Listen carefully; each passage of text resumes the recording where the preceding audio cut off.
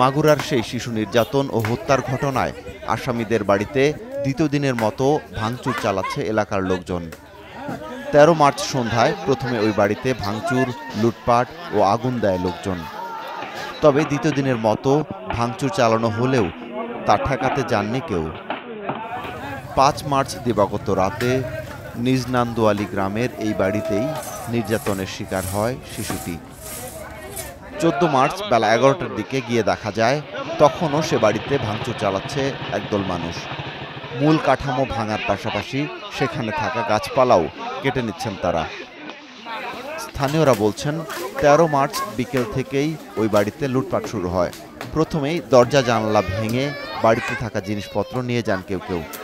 সন্ধ্যা ৭টার পরে আগুন ধরিয়ে দেওয়া হয়। গভীর রাত পর্যন্ত সে আগুন জ্বলতে দেখা যায়।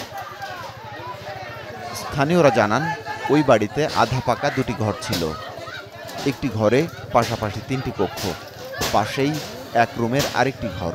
সেখানেই মা, ২ সন্তান, এক পুত্রবধূ ও স্ত্রীকে নিয়ে থাকতেন মামলার মূল অভিযুক্ত হিটু শেখ।